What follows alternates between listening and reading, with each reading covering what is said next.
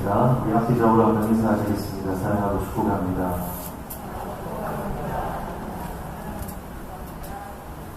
감사합니다. 마가복음 오늘 4장 21절부터 34절 말씀 함께 읽었습니다. 21절부터 23절까지는 등불 비유에 대해서 이야기하는데요. 21절 말씀 보시면 또 그들에게 이르시되 사람이 등불을 가져오는 것은 말 아래나 평상 아래 두려 함이 아니냐 등병 위에 두려 함이 아니냐 드러내려 하지 않고는 숨긴 것이 없고 나타내려 하지 않고는 감추인 것이 없느니라 그렇게 말씀합니다. 4장 12절의 앞절에서 예수님께서 그런 말씀하셨죠. 저희가 보기는 보아도 알지 못하며 듣기는 들어도 깨닫지 못하게 하며 돌이켜 죄사함을 얻지 못하게 하려 합니다. 그렇게 말씀하셨는데 이 말씀이 가져올 수 있는 불필요한 오해를 불식시키려고 하는 예수님의 말씀인 것으로 보여집니다. 그러니까 등불을 켜서 가져오는 이유는 이 등잔대 위에다가 테이블 위에다가 적용하는지 테이블 밑에 그 등불을 드는 사람이 없다 그 말을 하고 있는 것입니다. 무슨 뜻이냐면 예수님께서 하나님의 나라에 대해서 비유로 말씀을 하시는데 이 비유를 예수님께서 말씀하시는 것은 이것이 감추어진 하나님의 나라이지만 예수님께서 이것을 밝히 드러내시겠다. 하나님의 나라를 깨닫게 하시겠다. 다만 들을 귀 있는 자들만 그것을 듣고 깨달을 수 있다. 그 말씀을 하시는 거예요. 그래서 예수님께서 계속해서 말씀하시는 게 뭐냐면 들을 귀 있는 자들은 들으라. 깨닫는 자들은 깨달으라. 그 말씀을 하시거든요. 여러분 오늘 하나님의 이 말씀은요. 세상 사람들은 들어도 깨닫지를 못합니다. 하나님의 말씀을 세상 사람들은 아무리 연구해도 그 말씀을 깨닫지 못합니다. 왜 그렇습니까? 하나님의 말씀은 믿음으로 깨닫는 것이기 때문에 그렇습니다. 그래서 아무리 지식이 많고 아무리 공부를 많이 해도 아무리 박사학위가 있다 하더라도 사람의 지혜로는 이 하나님의 말씀을 깨달을 수가 없는 거예요. 그렇기 때문에 저와 여러분이 이 하나님의 말씀을 믿음으로 받고 깨닫게 되는 것이 가장 큰 은혜 중에 은혜인 줄로 믿습니다. 저와 여러분이 영적으로 하나님의 말씀을 듣고 깨달을 수 있는 영적인 귀가 열리는 기한을 얻기를 축복합니다. 근데 예수님께서 들을 귀 있는 자 들어가요. 하나님께서 이 땅에 보내신 그 하나님의 나라가 예수님으로부터 실현되기 시작하는데요.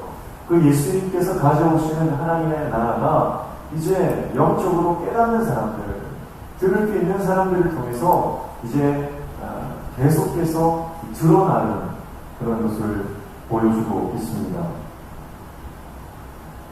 그래서 드러내려 하지 않고는 숨긴 것이 없고 나타내려 하지 않고는 감추인 것이 없다. 그렇게 22절에 말씀하는데 이것은 숨겨진 것은 드러날 수밖에 없고 감추어진 것도 나타날 수밖에 없다. 그런 뜻이에요.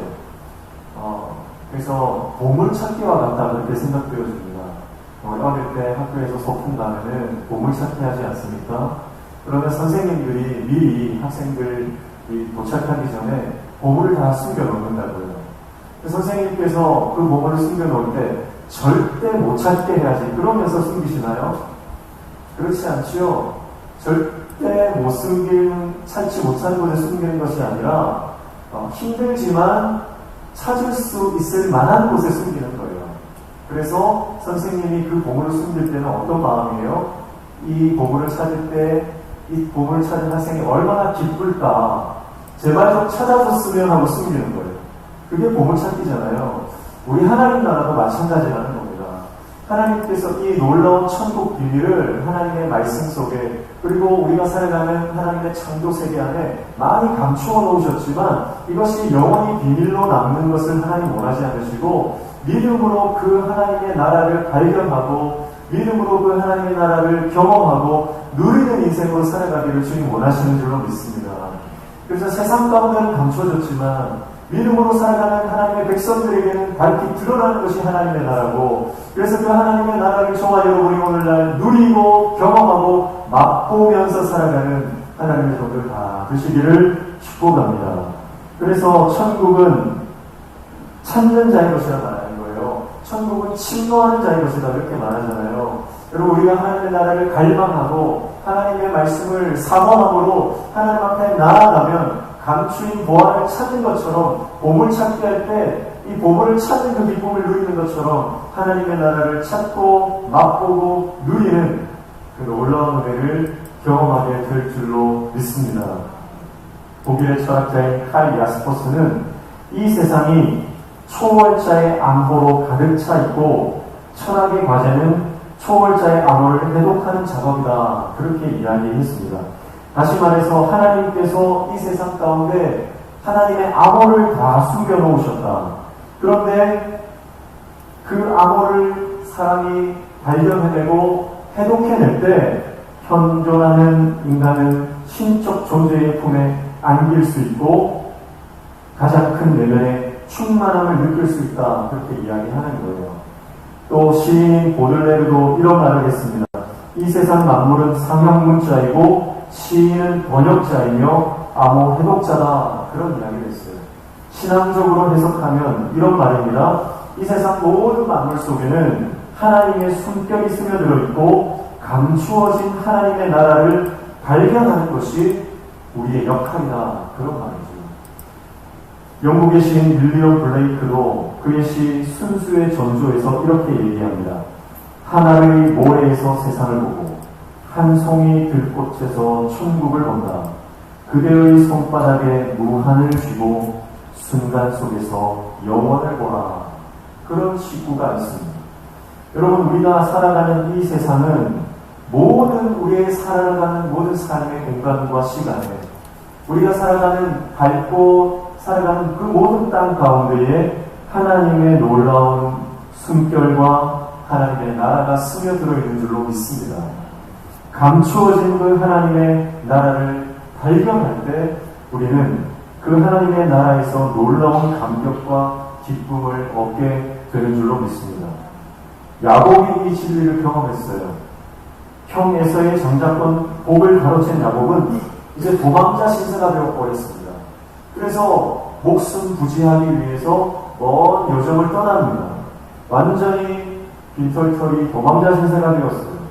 어느 날 야곱이 들판에서 돌을 베개 삼아 잠을 자는데 하나님이 나타나셔서 그의 꿈속에서 말씀하십니다.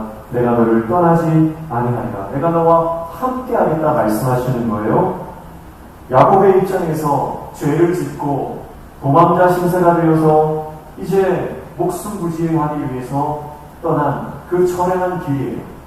그런데 하나님께서 나타나셔서 그의 죄에 대해서 책망하시거나 정죄하시는 것이 아니라 오히려 위로하시고 내가 너와 함께하겠다 말씀하시는 그 위로의 말씀을 받은 야곱은 잠에서 깨어나서 이렇게 고백하죠.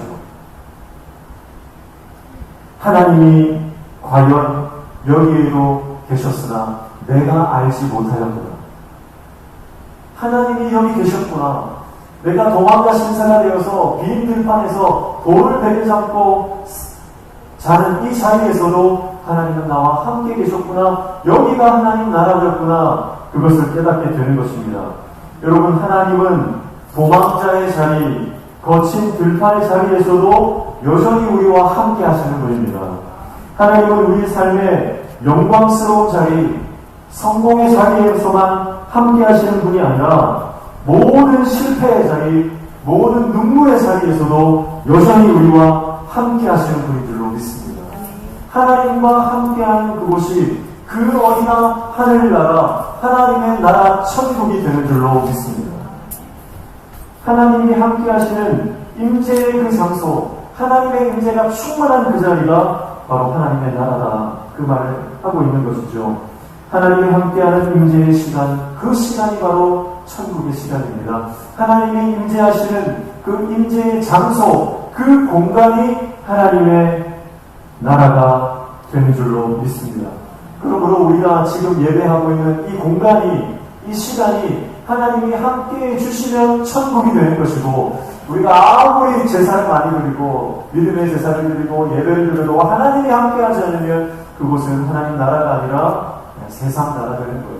여러분, 오늘 예배하는 이 공간과 이 시간이 하나님께서 충만히 주님의 영광으로 덮으시는 하나님의 나라, 하나님의 임재의 공간, 거룩한 성소가 되기를 축복합니다.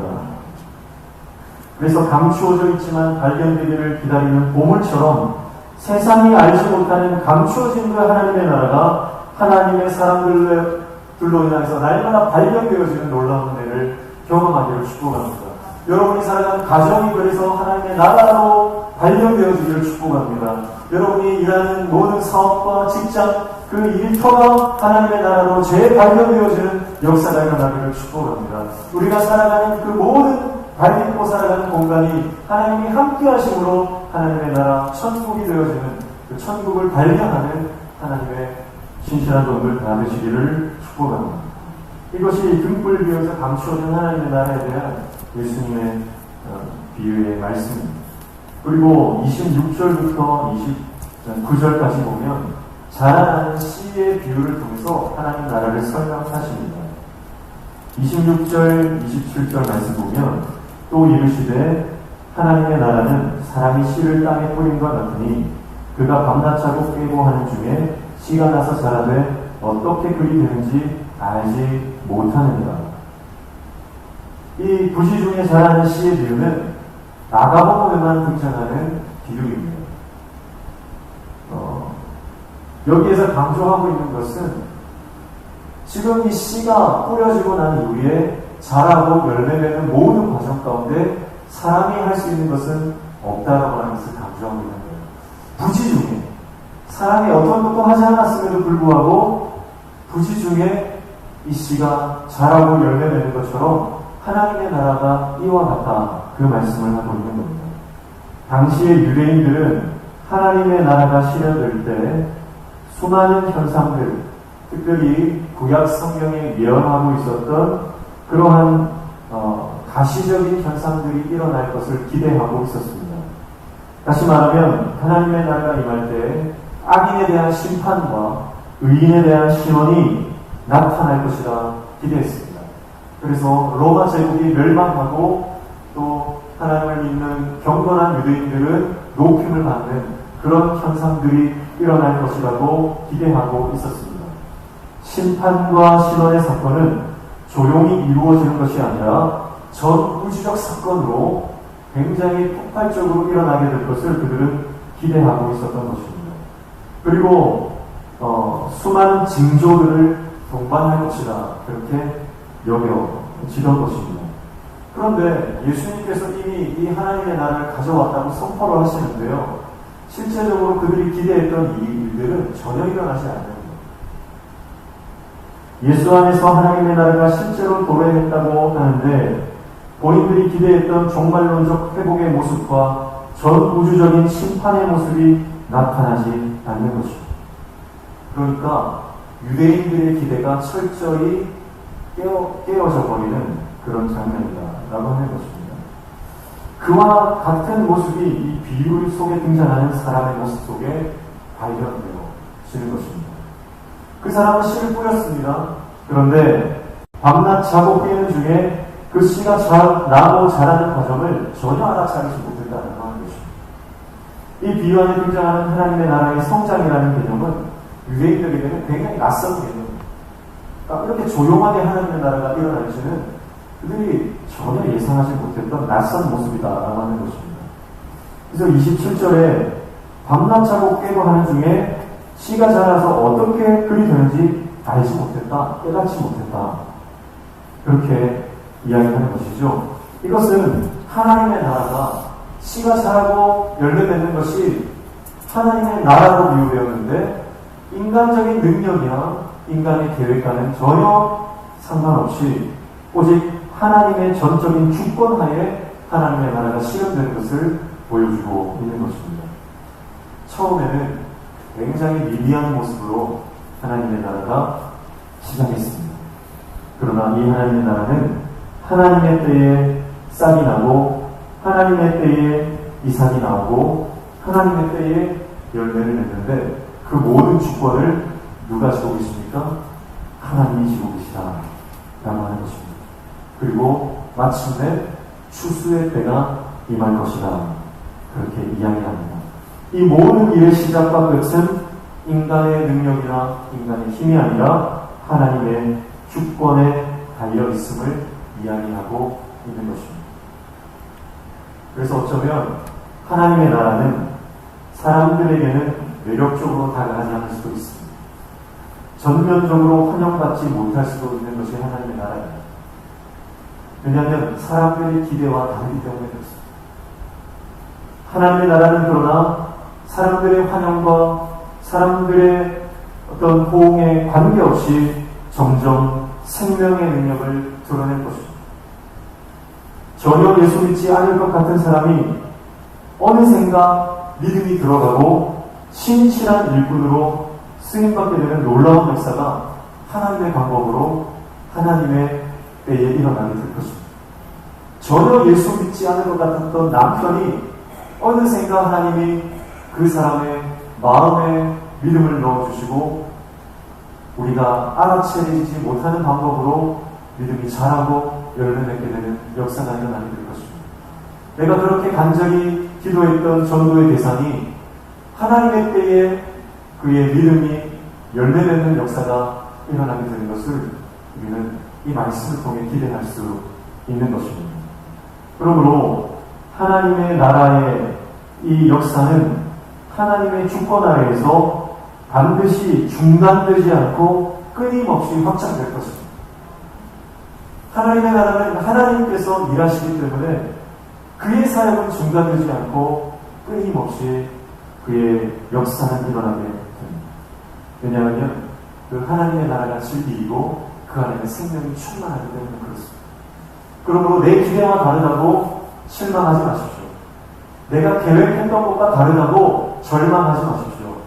내가 이렇게 생각하고 이렇게 계획했던 대로 일들이 잘 풀리지 않는다고 해서 거기에 주저앉아 실망할 필요가 없는 것입니다. 하나님의 역사는 내가 기대했던 것과 다른 방법으로 나타날 수 있기 때문에 그렇습니다.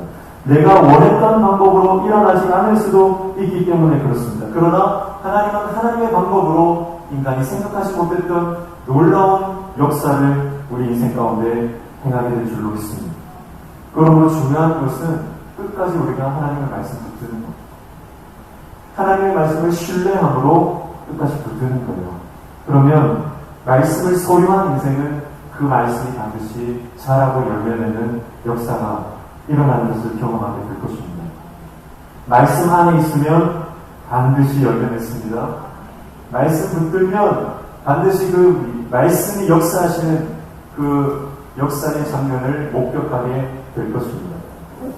실제적으로 우리 인생 가운데 좀 변하고 이 사람은 좀 변했으면 좋겠다.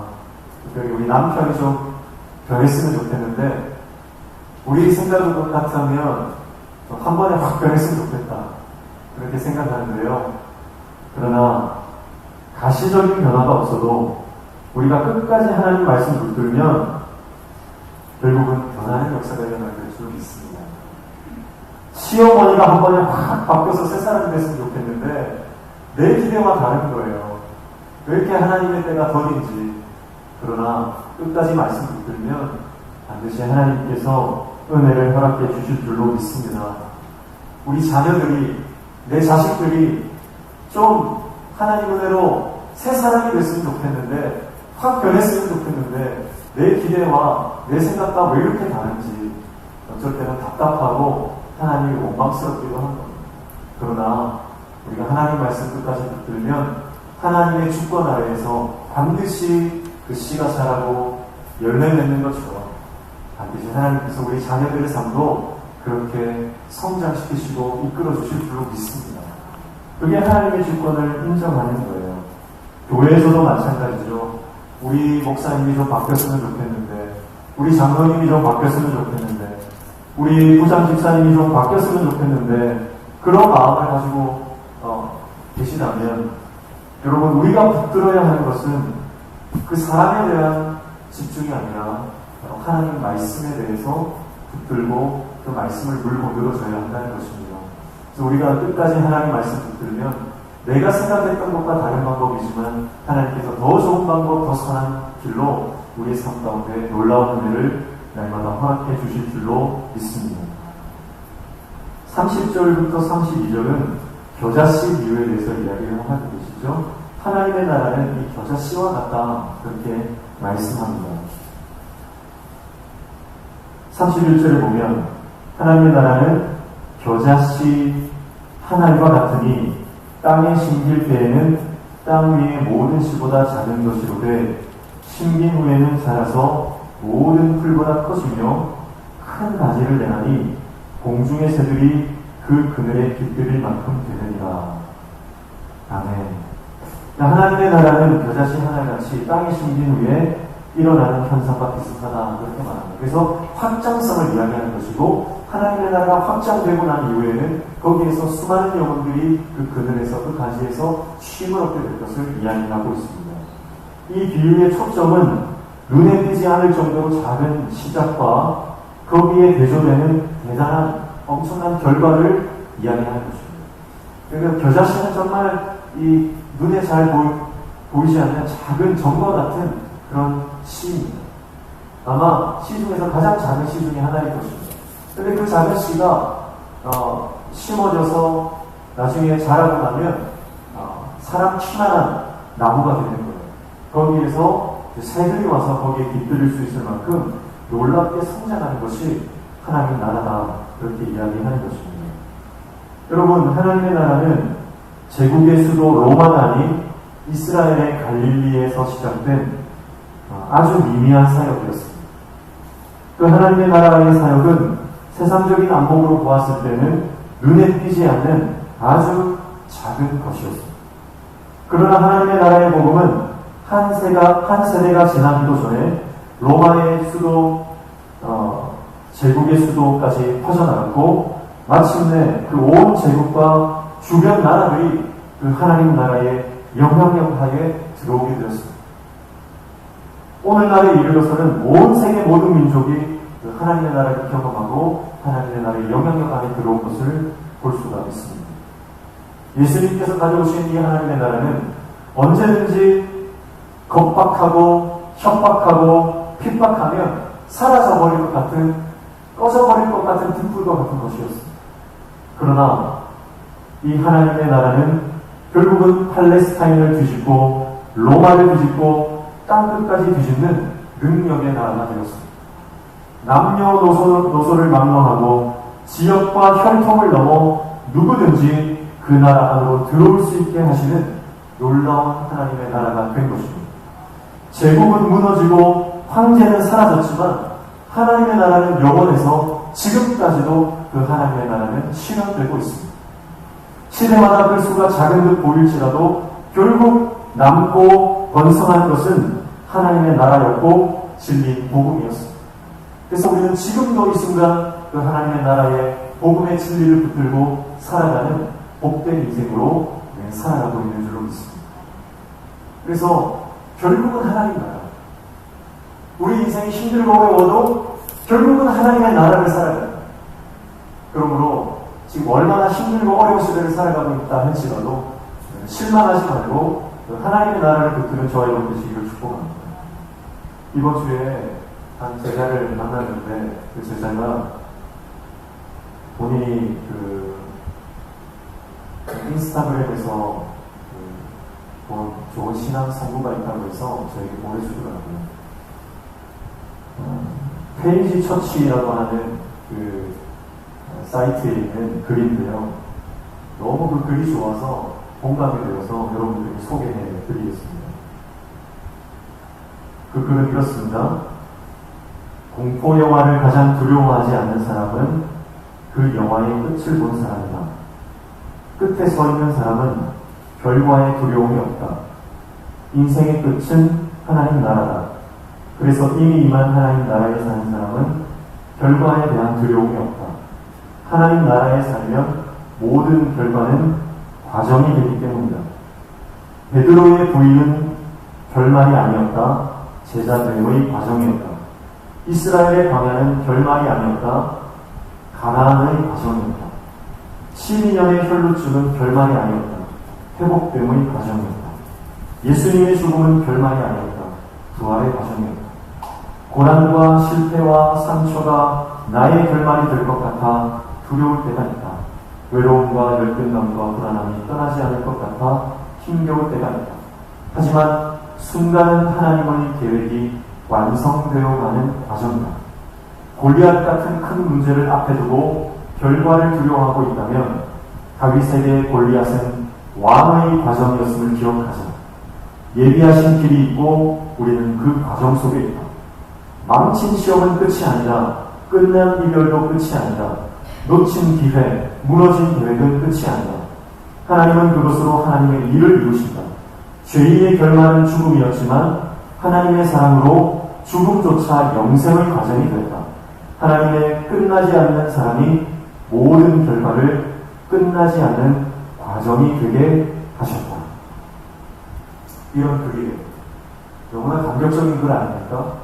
근데 저는 이 글 자체도 너무나 감격적이지만 이 글을 저에게 보내준 이 부부가 제가 처음 청년 사역을 하면서 초창기에 청년부에 들어와가지고요. 예수 믿지 않는, 이 자매는 예수도 믿지 않는 자매였어요. 근데 남자친구 따라서 교회에 와서 이 남자친구 때문에 억지로 교회에 앉아있던 그런 친구였거든요. 그런데 10년쯤 지나서 지금 보니까요.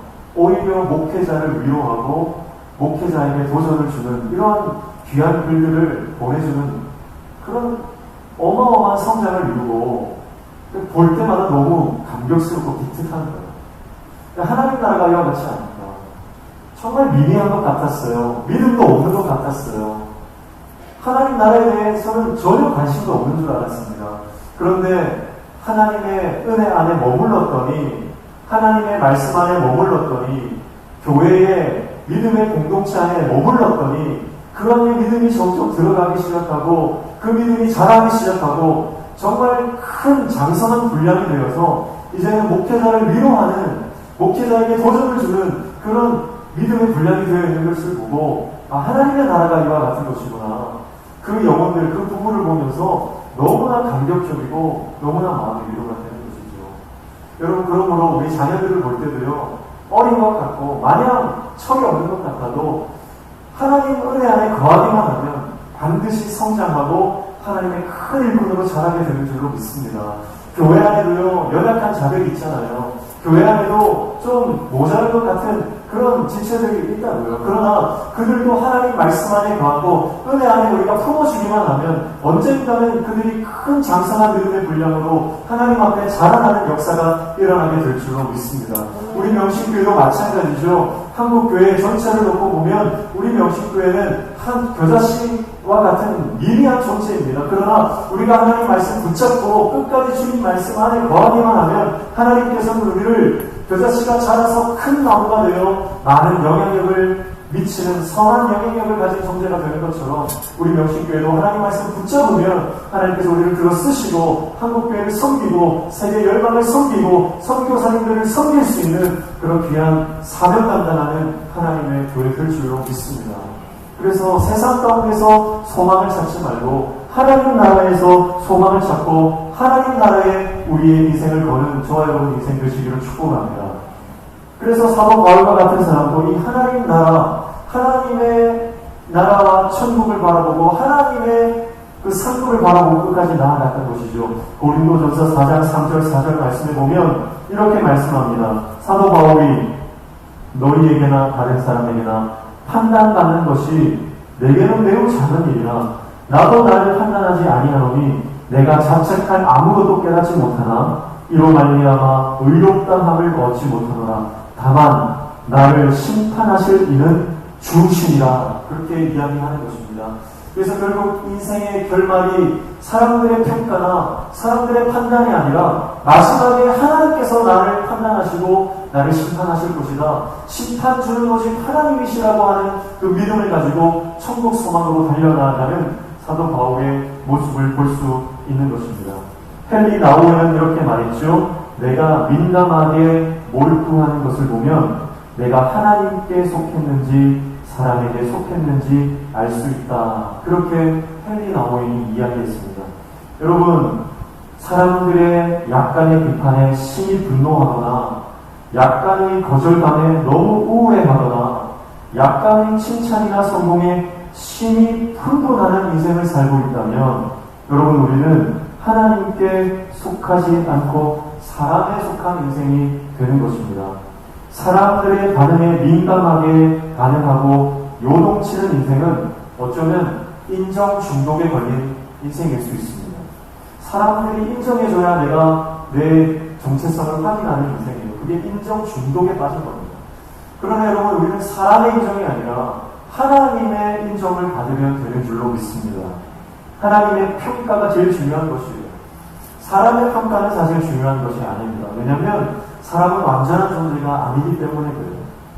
하나님의 평가 외에 일어나는 모든 사람들의 평가나 모든 상황들은 그러므로 하나의 과정일 뿐입니다. 하나님이 보시는 성공 지점은 모든 사람들이 다 다릅니다. 하나님이 판단하는 것은 사람마다 다 다른 거예요. 모두에게 다르게 적용됩니다. 봄에 피는 꽃이 있는가 하면 가을에 피는 꽃이 있습니다. 하나님은 우리를 직선 위에 줄을 세워놓고 순서를 매기시는 분이 아닙니다.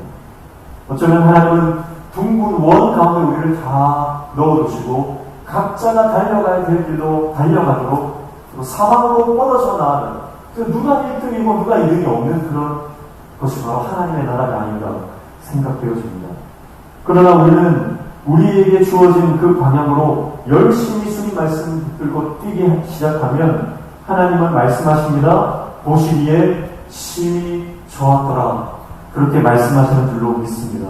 하나님의 평가인 이 만물의 선함, 보시기에 좋았더라. 이 선하시다라고 하는 이 선언이 바로 저와 여러분 그리고 모든 존재에게 적용되어지는 말씀인 줄로 믿습니다.